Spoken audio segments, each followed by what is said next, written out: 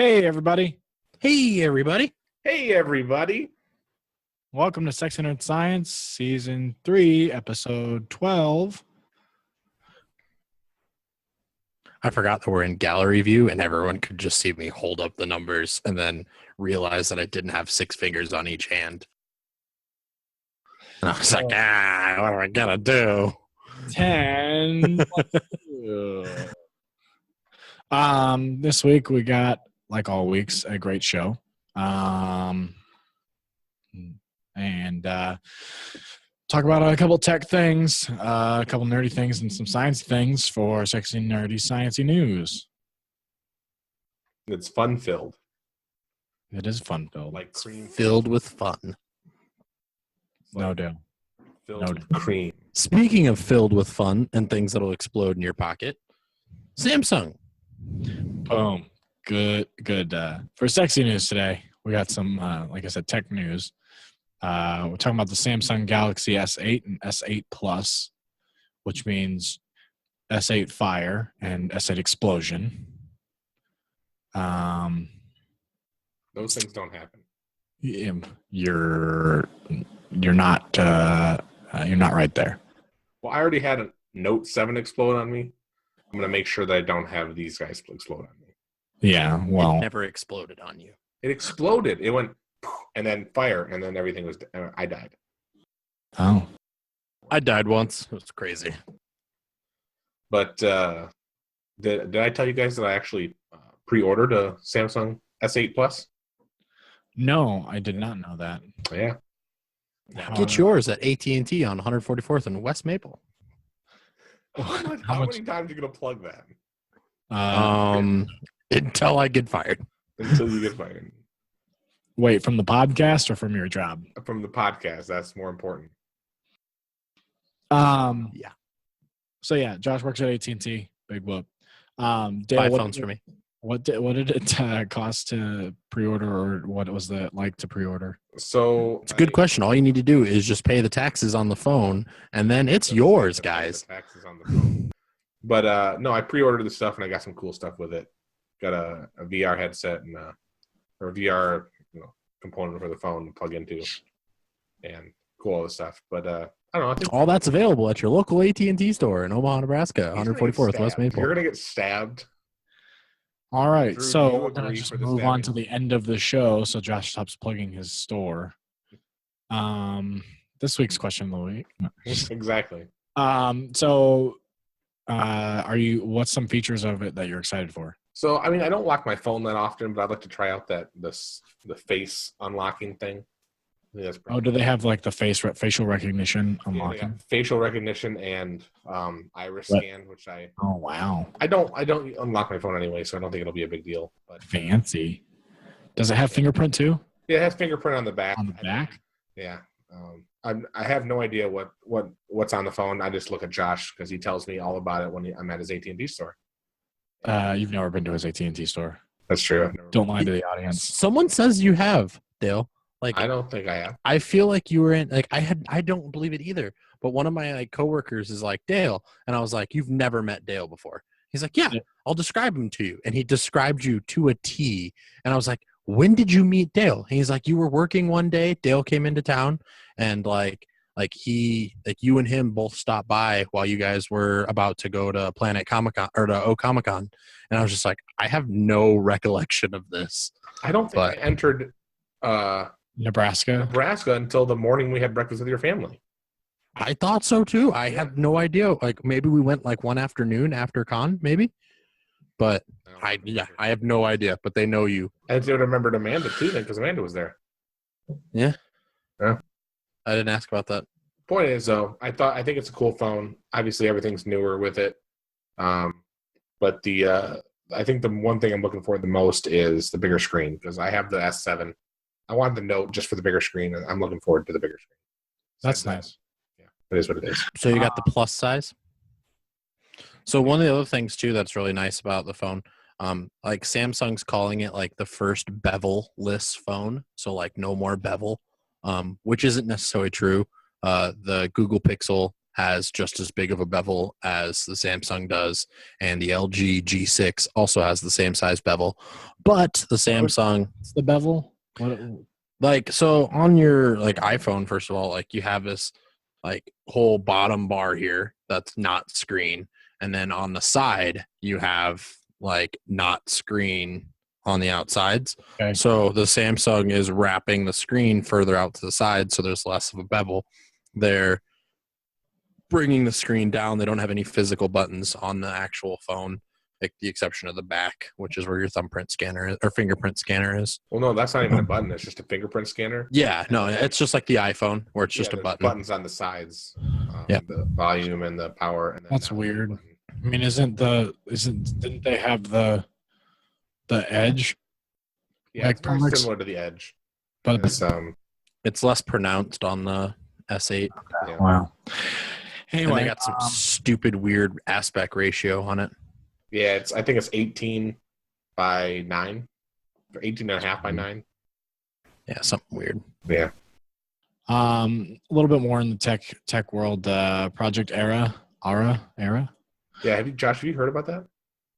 Yeah, we've talked about it a few times. One of my coworkers, Gabe, one of my employees, Gabe, he's a coworker.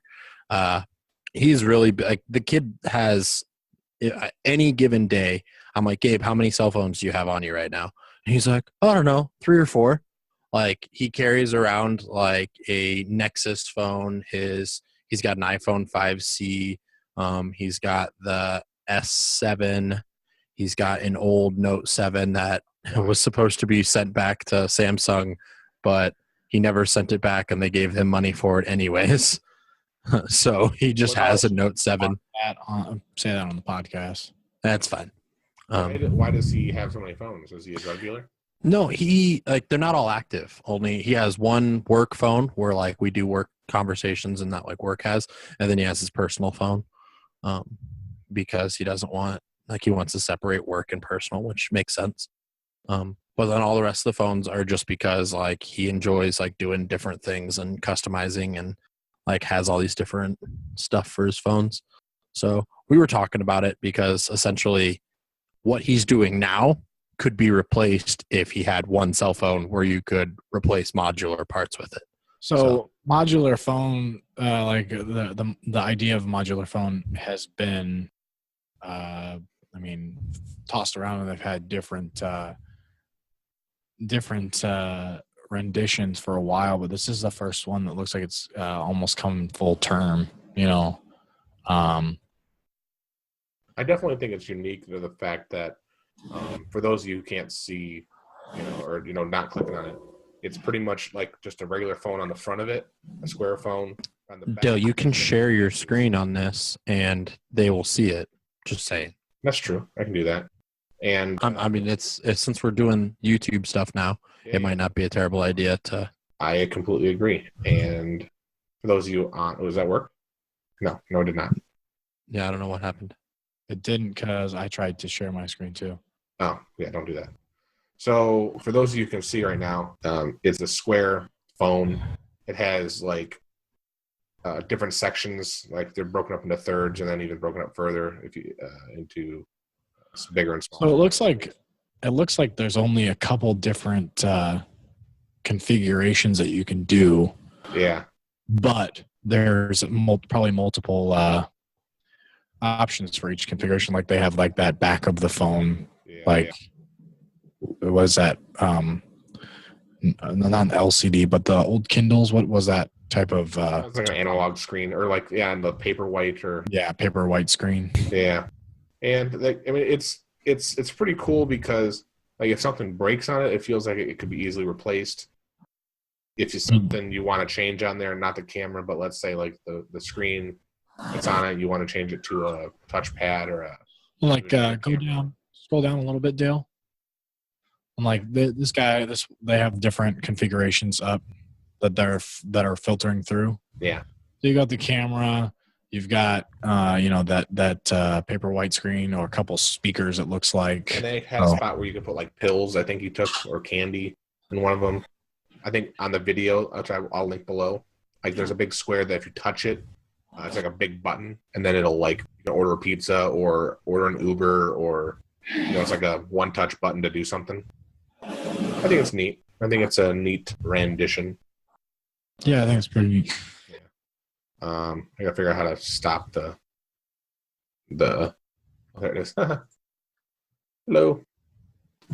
So yeah, I think that was pretty neat. As far as with that, I don't know if it's definitely going to take off because I think they actually stopped the program or the project, if you will.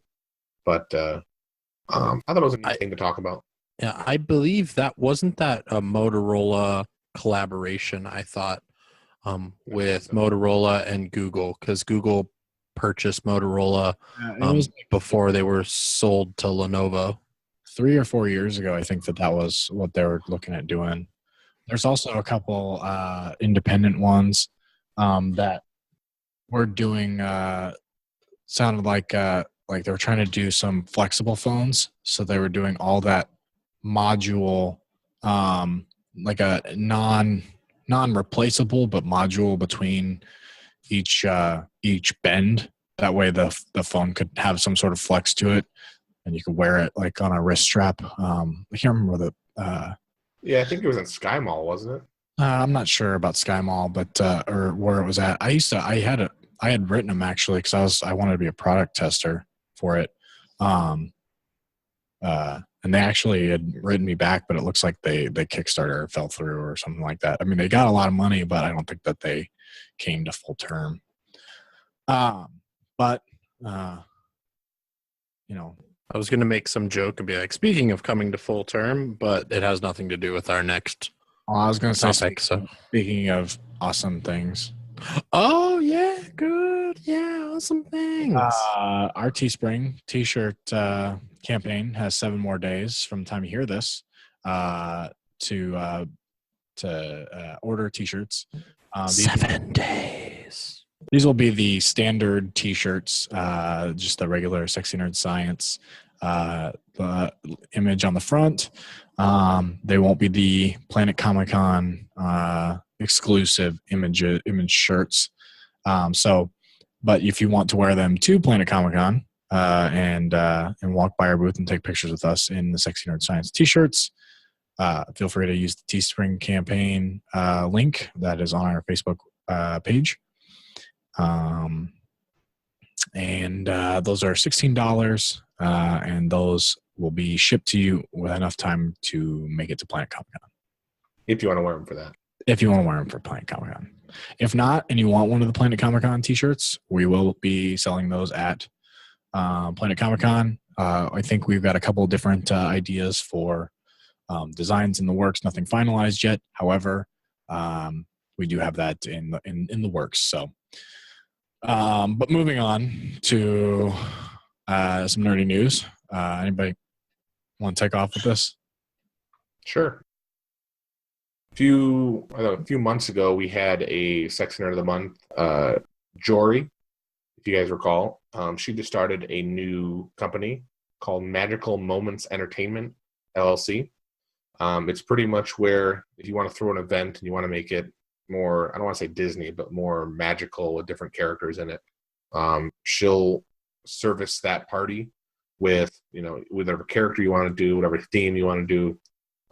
Serving Omaha, Council Bluffs, Lincoln, Fremont, and surrounding areas. So it is a Nebraskan style, or right around the Omaha area company. And so we just kind of wanted to give her a shout out real quick. We follow her online, and she does a lot of cool cosplay stuff. So definitely go check her out. We'll put the links to the Facebook and her website on the website on our website. Maybe even throw it out on Facebook and Twitter and whatnot. So definitely check that out. Yeah, do we go over the characters that she does? No, please. So I just wanted to real quick do that and give a little bit more here. So she has land aerial, and then the regular aerial character. So she got the real mermaid fin, and then she does Alice from Alice in Wonderland, and then Tinkerbell, and then was it Merida from Brave? I always forget how to say her name. And so those are the ones that she has featured. It looks like she's got a couple other things in the works here via her website. But she's got some different package options for the parties and stuff. So, and they're generally good pricing for like, somebody who comes and does characterization at a party. So it's pretty neat. Some of the activities that happen, storybook reading, decorating picture frames, princess walks, face painting, and then decorating tiaras and crowns. Just to name a few of the activities. There's a bunch on the website, so go check them out there. I think book reading would make a killing, like if you went to like local libraries and stuff over the summer, and like summer schools for kids. I think that would be awesome. For sure. Cool. What else was there's another bit of nerdy news that's not in here. Well, while we're on this topic real quick, because I was going to say something. I don't know why, but I was like, I love talking about other like businesses because I want them to be successful. So like that's why we're doing this on the podcast, is we want to shout out to one of our friends of the show who has her own business, and we want to make sure that she's successful. But now this gives me an idea, and I don't know how crazy of an idea this would sound, but I'm going to throw it out there on the podcast. And I know it sounds bad, and it is probably pretty bad. But what if you had a gentleman's service for Disney-themed princesses? I mean, it'd be the same. I mean, like, no, I'm 100% positive that Jorie's not like going to bachelor parties dressed up like a Disney princess, but like I feel like anybody within this community that like feels empowered to do something like that, like I actually think that would be a really good business model. No, it would be something it has nothing to do with women or men with her company. I think it's Dale, you're not getting it. It's gentleman service. It's strippers. Yeah, I didn't get strippers dressed as Disney princesses. I always miss stuff like that. Yeah. So yes, I do think it'll make a killing, specifically because I think I'm for the day, guys. For bachelor parties and stuff. I mean, the problem is that also like cops and nurses are so overrated. Like, well, but also part of it though. Oh, that's what you want. But part of it though, Josh, is I mean that pulls into the cosplay being over sexualized, and which I mean is which I like cosplay deviants and stuff like that. Like I am 100% okay with that. Like so long as people think that like know and recognize that's not all that cosplay is. Like I'm okay with if you want to have sexy costumes and like appeal to like sex selling, that's awesome. If you want to have good crafting costumes and appeal to like crafters, that's awesome. Like I don't care who your market is, who your audience is for it.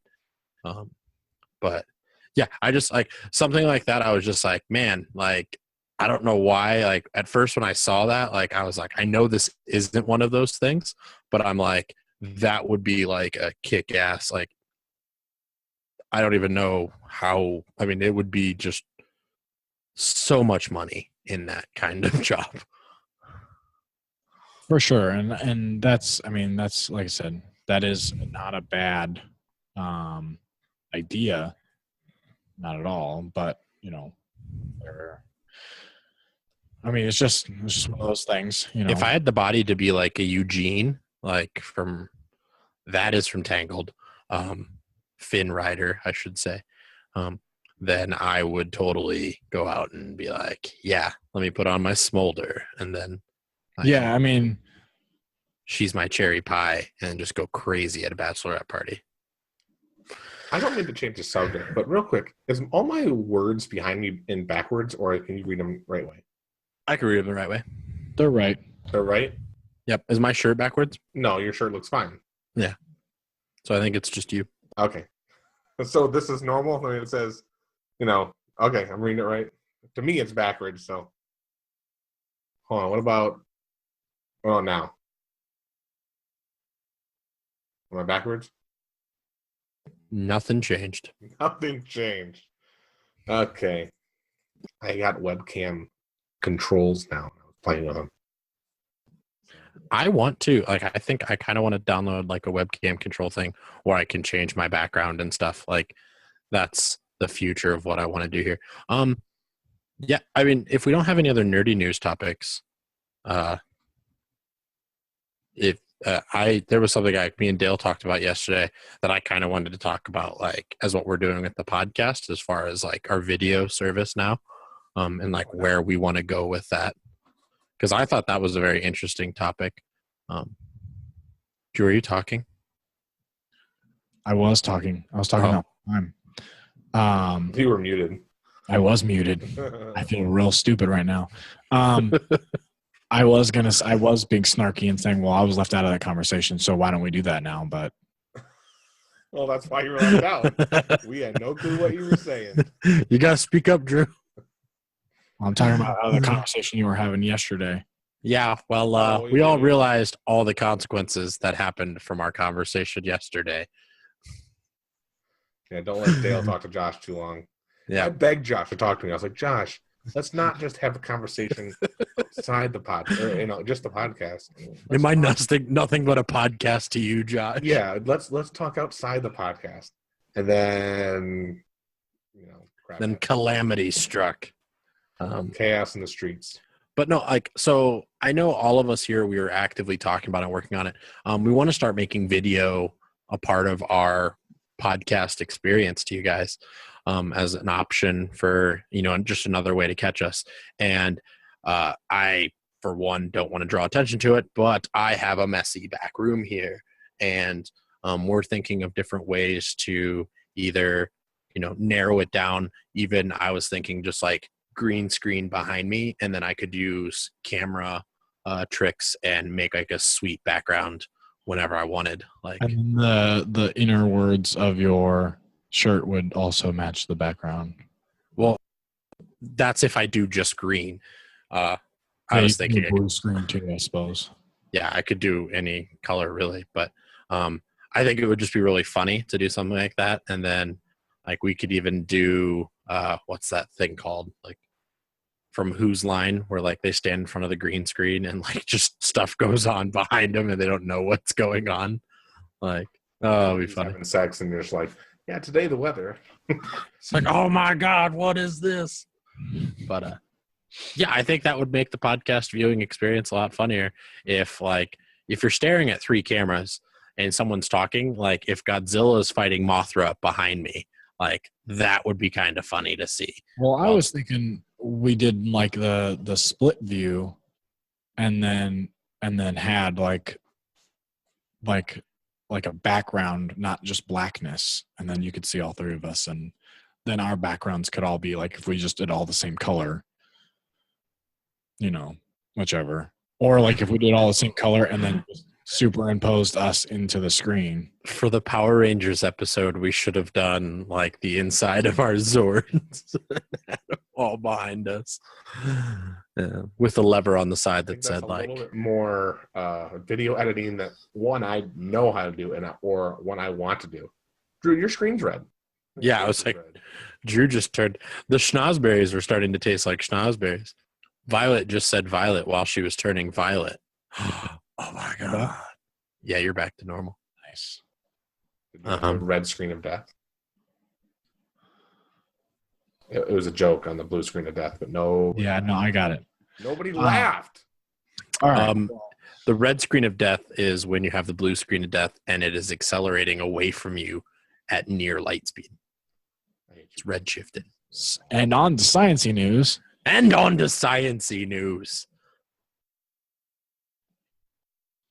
Dead space. We talked about it a little bit, right? Didn't we? I think we kind of like said it like. Oh, we But didn't skipped talk about it. We stopped. We didn't talk about it. Stephen Hawking. Everybody knows. Hopefully, everybody knows who Stephen Hawking is. Wait, didn't we talk about this? I thought we didn't talk about it. We talked about it pre-podcast, but then we cut it. Oh yeah. You're right. Not too long. Stephen Hawking is going to space. He has been given a free ticket from Virgin Galactic to be one of the first people in space commercially if this health permits. He is currently 75 years old with ALS or Lou Gehrig's disease.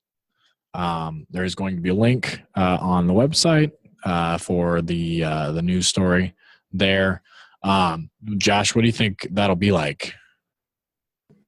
Well, so right now, Stephen Hawking only has the ability to move a certain spot on one of his cheeks. I forgot which side.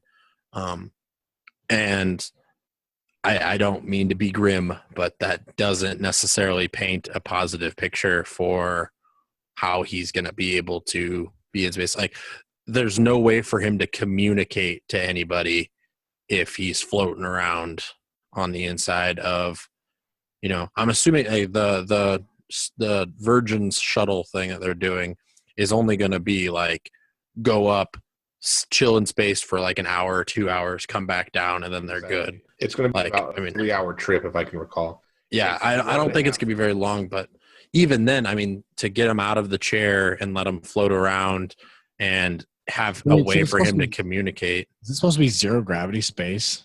Like, there's no, I mean, it's microgravity and is the term technically, but they're just falling with style. They happen to be falling at the same speed that the aircraft is flying around the Earth. Okay. So it's very close to. So it's zero. It's like doing the zero G's thing, just when they're playing in the atmosphere. Like the vomit comet, yeah. Yeah. Or like the OK Go video. And he's done that before.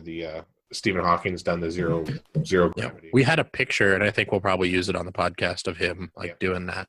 Yeah. Cool.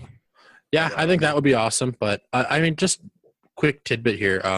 Drew and I both have had a good close friend of ours whose father had ALS, and I mean, Stephen Hawking's a great physicist, and I love to talk about his mind, but it also opens up a great time, to bring up, what kind of disease ALS is and how it affects people. And for those that don't know, ALS basically results in the lack of muscle and movement control for the body, starting in a certain region and migrating to more and more parts of the body until you're completely motionless, and then eventually it'll attack the muscles like your heart and your brain and lungs. And when that happens, that's when usually it happens. So Drew and I know a friend of ours who watched her father go through this, and the one thing that it definitely does that it's sad. The disease is terrible and horrible, but one of the things that it did is it gave lots of time to prepare for the end. And it really, kind of Stephen Hawking was given, I believe it was 3 years to live. And this was 50 years ago. It was a long time ago, and he's just blown that out of the water. But he's had time to, yeah. And he's had time to, kind of prepare himself for when the end comes, and it's not going to be a shocker for him. And you get to do all these things hey, I want to go to space, even if it kills me. Who cares? At that point in time, it doesn't matter. And I just was it was one of the happiest funerals I ever went to, was when our friend's father died. It was well put together. There were, of course, tears and sadness. Well, everybody, it wasn't everybody was prepared. Yeah. That was, I think that was the best. Sorry, that's poor choice. It was the best case scenario. Yeah.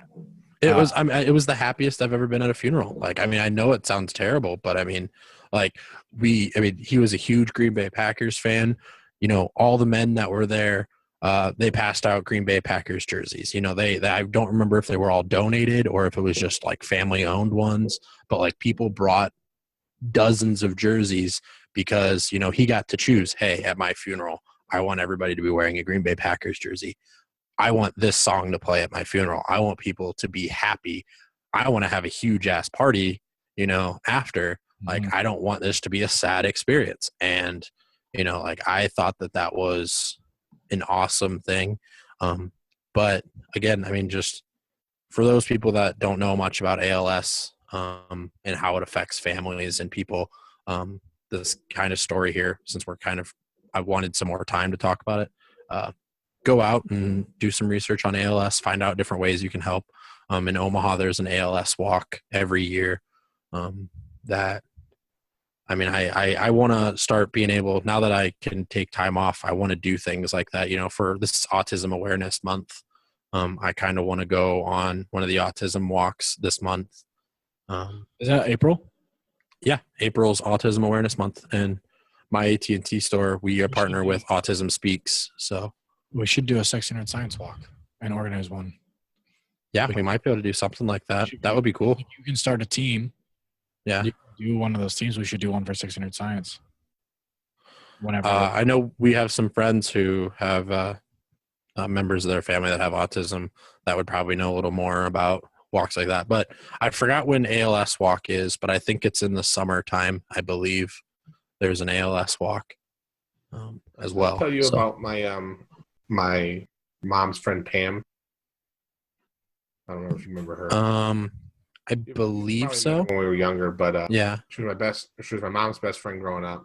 I called her Aunt Pam for literally years. You know, she's not related to me in any way, but she got diagnosed with ALS probably about 3 years ago, and she's already at the point where she can barely breathe, and like the rest of her body is done. She can't talk anymore. It happened like that. It was super fast, and it's hard to watch because unless you set stuff up ahead of time, you have to figure out how to communicate now, and they did it poorly, in my opinion, at least for this situation. Well, and I mean, like, the thing is, like, they don't know what causes ALS. Like, they don't know how to treat ALS. It's not anything that's, I mean, there needs to be more research and work done in it. And I'm really happy. I mean, I know a lot of people, I never did it, but the ice bucket challenge, I donated, but I never did it. Like, that was a huge craze. And there's a lot of, like, I read a report, like, that raised a ton of money for ALS research. And I think now they can even do gene target therapy to find genes that they believe can help stop people from developing ALS. So, I mean, like, it's one of those things where the more money we get for it, the more awareness we get for it. It's one of those things that could be prevented and help a lot of other people. So the autism walk is this Saturday. Cool. So probably a little late to organize a SNS team, but we can definitely prepare for the next one. But yeah, great talking points, and definitely some good ideas there. But do you want to move on to the Sex Nerd of the Month with that? I had one more topic that we're running a little short on time today, or long. We talked enough. Is what I'm trying to say. Yeah. We're going fast. Yeah, we are going fast. One of the things I talked to Josh a little bit about yesterday on the long talk we had about the Tesla Model 3. Is that cool if we talk about that real quick? So, of course, yeah. The Tesla Model 3, we talked about it when it first, launched, and when Elon Musk had a thing about it. And there's been some new news. I think Monday is when Elon Musk kind of clarified 100% that there will be no heads-up display, no screen behind the steering wheel for you to see. Obviously no RPMs because you don't have an engine, but no No speedometer. You can't check your speedometer. You won't have like what music's playing. You won't have any real, like it'll be just steering wheel dash, like nothing on there. No display at all. Like you won't be able to see any of the stuff. And a lot of it's to conserve space. I mean, that's one of the things is they wanted to make a smaller car. Is that stuff like going to be on the center screen? I mean, is that stuff going to be displayable through that center screen? Because I mean, I know that Mini Coopers, I think Minis, their dash stuff is in the center, like their speedometer is in the center console or in the center of the dash. They have like a couple smaller things in that behind the steering wheel area, but it's not important stuff. It's like just like a couple different small lights, your Prindle markings and stuff. But Model T or the Model 3 has nothing. It's literally just plastic right there. No screen, no spot for a screen. And you can't even, and this is the part that I don't like, is that if an aftermarket person wants to put speedometer in there, it doesn't even have a HUD available, which means it doesn't have a slot to have a third-party app plugged into it and then view that information. The only way to do it is to plug it right through or to have the stuff displayed on the big screen. Drew, I'm going to mute you, okay? Well, when I say I'm going to mute you. Yeah. I was actually going to speak on that point. Now, do you guys think that there would be beneficial or ability to do an actual window heads-up display, like interior, or is that something that do you think would be beneficial? Well, that was the idea about a year ago. So it was March 31st when the Model 3 was unveiled. I looked at my time hop yesterday, or that 2 days ago now, and noticed like, hey, this is when I put my $1,000 deposit down on it, which is crazy that I went in less than 1 year from wanting a Model 3 to owning a Model S. But it's besides the point. It was, I mean, one of those things where right after Tesla bought or started like talking about the Model 3 and people were like, hey, there's no display there. People started looking and they're like, oh, well, Tesla did purchase a company that specializes in putting the heads up display on the glass, like in front of the thing. So they thought they were going to use the full panoramic roof and make a heads up display on the front. That would tell you your speed and have GPS turn-by-turn directions and things like that. There's a couple. I don't know if you know this, but you can totally do that with your phone. Yeah, but the problem that you run into is there's a lot of like light reflecting problems where in direct sunlight, those heads-up displays don't like to work very well. Most of them don't. So I don't want to have to use my phone as the speedometer of my car. I know. I'm just saying.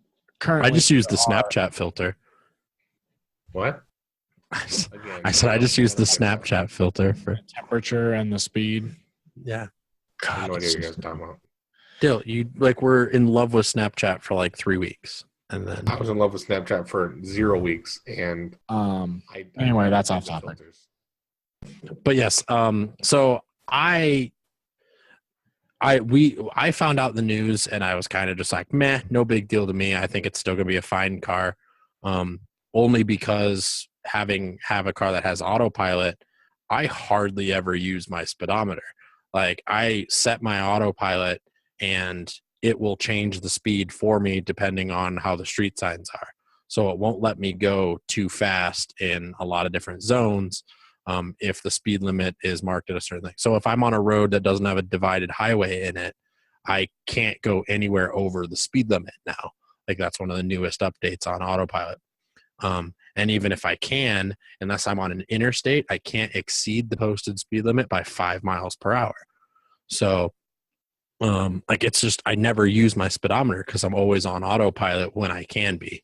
And I've Can I mean, you it's just something that. can you go over the speed, like over 5 miles if you're not on autopilot? Is that Yeah, just- of course. Yeah, I mean, I could put my foot on the accelerator and go faster, but I think what Elon Musk said, is the car's so the Model 3 is going to ship with the Tesla's version of or level 4-5 autonomy, to the point where it can be fully autonomous driving you around places. So the train of thought is, why the heck do you need a speedometer if 90% of the time while you're in the car is going to be driving 100% for you, not just like my autopilot. No, the car is going to be taking turns, accelerating, decelerating, navigating 100% for you, is what the end goal is for the Model 3. And they've gotten better about like their motorcycle vision, correct? Oh yeah, I can see 2 motorcycles in front of me now on one of the new updates. I know I've seen a couple of people sharing posts about the watch this Tesla almost take out a motorcycle here and there, and it almost, but like what happens is it almost it's turning and it almost clips the car in front of the guy. It doesn't like notice the motorcycle, which I mean, I'm sure it's an old video. I didn't really do the research. I just watched the video. But I just know that they've gotten a lot better at recognition of smaller single passenger vehicles. Yeah, no, but I think what Dale's trying to say is, I mean, it's not something that, like, this is the headphone jack case all over again on the iPhone. Like, it's Elon Musk saying, hey, this isn't going to be something that I think is necessary on cars. Therefore, I'm not going to put it on these cars. Like, I mean, it's a decision made essentially by Elon Musk that could make or break the company, especially if people don't like it. But also, I mean, if there's a digital display within the dash, then it doesn't matter. You're gonna have it's only the center console. So that's like you're driving, you're gonna have to look over to the center console and back up. And what I said earlier was that was done in almost all Mini Coopers, and they still are. It's still a design feature in the Mini Coopers. I think currently in the brand new model, the 2018 model, and nobody's complaining about that. So it's an actual speedometer, but still in the center of the dash, so it doesn't matter. Like, I don't think it's going to make or break them. I think somebody just wants to argue. Well, here's where I'm going to play the devil's advocate. I know I haven't given Dale a lot of time to talk about this, but I think I've been making points that Dale's going to make anyways. But so just here recently, my center console completely went out in my Model S. So about 4 days ago, I sat down in my car. Actually, it was Tuesday. Got into my car, and the car was completely like black, like nothing would turn on. And I ended up having to call technical support, and they had to give me a loaner Model S that I had to deal with, and because my center console went out. Now, granted, my regular heads-up display my regular display worked just fine, so I could still tell how fast I was going. But none of my center console stuff was working, including my door locks and my my backup camera and everything else. That being said, your dash cluster can go out. Like, I mean, anything is. Yeah, of course. So, like that is just. I mean, I know that there's 2 separate ways that you could see it at that point, like center console versus the actual heads-up display. But I think that where we are right now in the world, and I talked about this with Josh for a minute. I know he just stepped out. We aren't there yet. We aren't at the point where we are at the level 4, level 5 autonomy. We need to continue with this transition period. I think that's the biggest thing, is that we're still in this transition period between going to driving on fully autonomous roads to driving ourselves. There needs to be steps. And what I mean by that is when I drive, or Josh drives his Model S, he has, level 3 autonomy right now. And it gives me a, hold on, Drew, I'm going to mute you because it's going pretty loud again. So there's when I'm driving on like side roads, I know I was with him when he was here in Michigan, I think last year. There was an incident where we kind of just jerked to the right real quick because the paint was, messed up. Or I know there's a spot by my house right now that there's no painted lines between two lanes. And so if you were to go straight, you would just run into a side bank, but the lane turns, but the lines aren't painted well enough. And so to me, that shows me that there are still multiple places in the world where I think the fully autonomous vehicle, or at least, the no dash, wouldn't make sense to me. I know there's a few roads that I can think of off the top of my head that there is no speedometer, there is no sign that says speed limit. And so in that case, how do you really know how fast you're going? So it's irrelevant because the thing doesn't know how fast you need to go. But I think you need to know how fast relative to the traffic you're going. If you're going 50 miles an hour and there's cars on the side or there's houses on the side of the road, you're going too fast, even though you just came from a 30 mile an hour or a 50 mile an hour zone. I think it's definitely something that just a simple speedometer, and like the Mini Cooper still has the speedometer and the RPM in the center behind the steering wheel. All the rest of the gauges and everything else is in the center thing, where the music comes from. But I still think there needs to be just one or two. Make it analog displays. Make it a gauge. But I know Josh won't like that. Make it a small digital screen. Won't matter that much. All you have to do is have the number on there, and then that would be it. Honestly, I think something that would be really neat that, might be in the future. I think it would be cool to have a steering wheel that in the actual like round thing of the steering wheel, you could have it say the speed at the top there. So even if you rotate the steering wheel, like it still says the speed at the top always on the steering wheel. I think that would be kind of cool. You would eliminate the dash space there.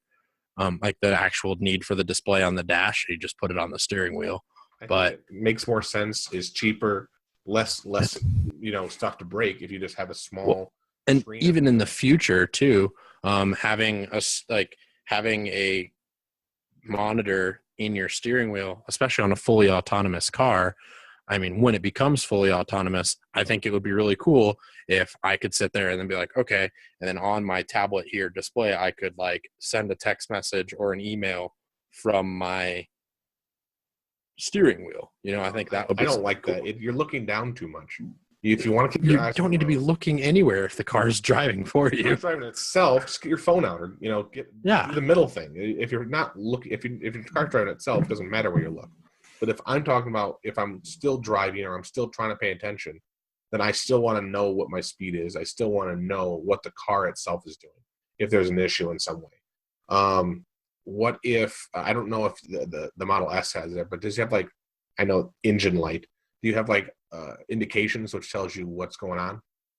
Like if something's wrong or? Yeah, there's like different, like it'll tell me, like I have like the warning lights that turn on for different things. And then I also have a little exclamation point that when, like if there is something wrong, it shows me an exclamation point on my front console there. And then I can go on my center console and hit the exclamation point and it'll give me a readout of what it is.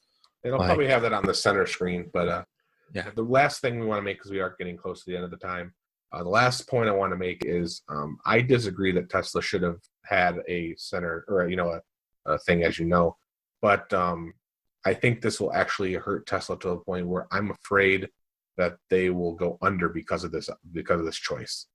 A lot of people have that mentality of the future, and a lot of people have the mentality of I like to keep what I have already. And I'm somewhere in the middle camp. Obviously, I want technology to improve, and it can only do that through change. However, I still think that the transition needs to be there.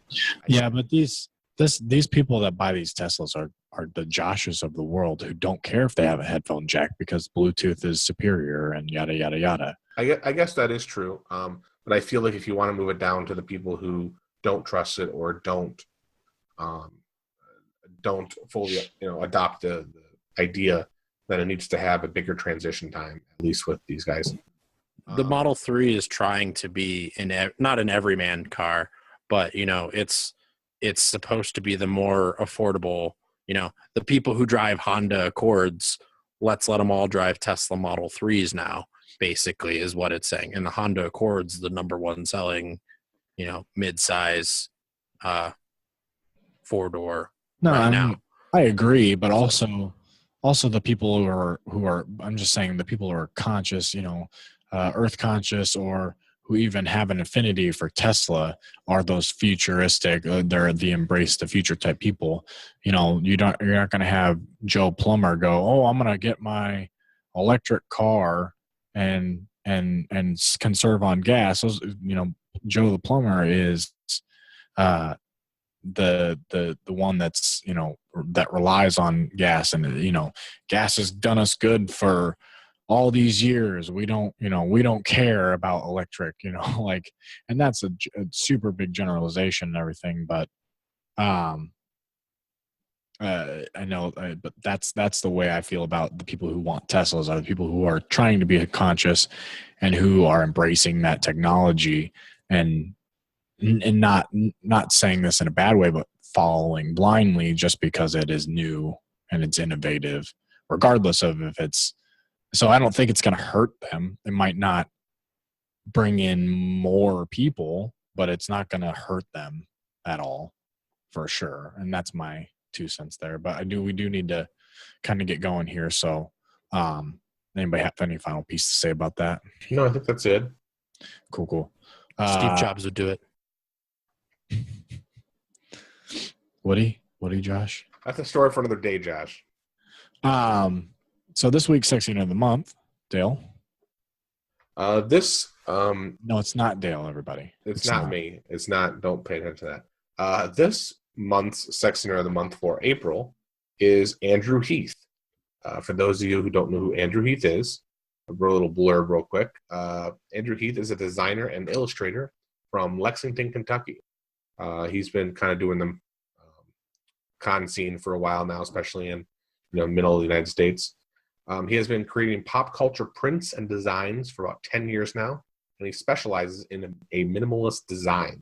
He has worked on some awesome projects, including H&R Block, U.S. Bank, Cartoon Network, and even Sony Pictures, just to name a few. He's also had a few exhibitions in his name as well. I had the fortune of meeting Mr. Heath, I think at PCC last year, and he was at C2E2, I believe, this year. I did see him there, and I got a few pictures of him. He did the custom drawing for you, didn't he? I don't remember. I'm pretty sure he did. He might have. Actually. He really might have, because I did really enjoy his stuff, and I did get his card. Yeah. It's unfortunate, because I've been following him on Facebook now for over a year now, or since we went to PCC last year, and I definitely like his stuff. I'll put some. Obviously, I'll have his on the website, on Facebook and Twitter. Put links to everything. Definitely check him out. I think he's fantastic at what he does. It's very minimalistic. It's very cool what he does. So that's why I'm gonna. We should get him to make a shirt for us. That would be cool. And we'll sell it at PCC. That's an idea. We don't know yet, so don't quote us on that one. But that is definitely a cool idea. We'll look into that. But did you guys, Josh, you said you mentioned might have the thing too. So did you like some of his stuff? Yeah, if from what I saw, I mean, he does like the 4x4 little pictures, and I like some of the stuff. I like minimalist humor. So like a lot of the things he did, like he had like an X-Men Charles Xavier like handicap like sign, and I thought that was really funny. Because he had like a whole entire X-Men thing. He has all the Green Lanterns. I'm just trying to remember all the stuff I remember seeing. We have a picture of his booth, I'm pretty sure, in our gallery from Planet Comic-Con last year. I believe so as well. So we'll definitely make sure we get that up there too, because he had a lot of fun things at his booth. And just, I mean, I'm 90% sure that he commissioned something for Dale. It was like if Dale bought something, he'd make a custom thing for him. And I'm pretty sure he did the doctor and it was the thing for Amanda, wasn't it? The doctor and something. But I had what's her name? A Superman print. I don't know if that was him or not.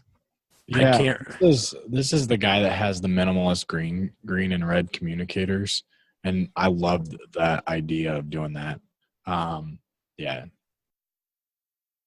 Yeah, we definitely need to look in more into this. But I mean, I think Andrew Heath is a great person. Is he going to be at Planet Comic-Con this year? I believe he will be at Planet Comic-Con, and he will be on our show next week. Yep. So it's going to be awesome to have him. I look forward to picking his brain about what gets him going. Gets the people going. Possibly. I mean, we'll see where this goes. Get some sweet tea in me. I don't know what's going to come out.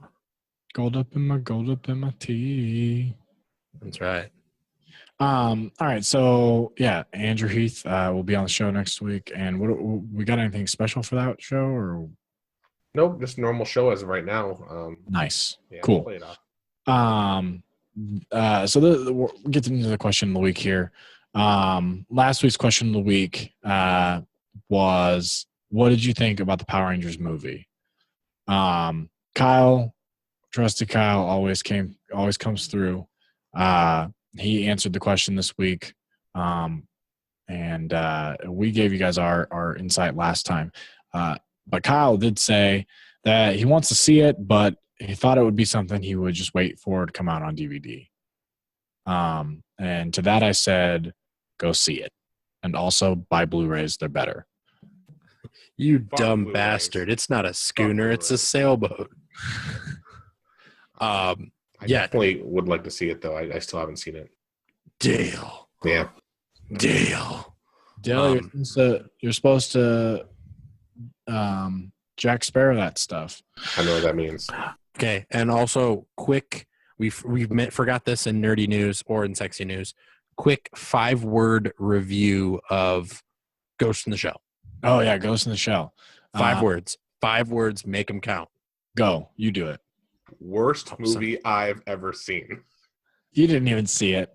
I saw it by myself yesterday. What? Yeah. You thought it was the worst movie? Friday. What? You didn't like it? Did not like it at all. Okay, my 5. Blade Runner remake. Got sick. I reminded me a lot of Blade Runner. The visuals did especially. I thought it was a good movie. But like we saw it on the ultra screen and we were close enough where some of the camera movements literally made my stomach have sinking feelings. And I was like, oh God, like while we were doing it. So true. 5 words. Awesome visuals and soundtrack. I know soundtrack's one word, but. Oh, you did just do soundtrack. Boobs. I agree with you guys. I thought it was visually stunning. I thought that the world was good.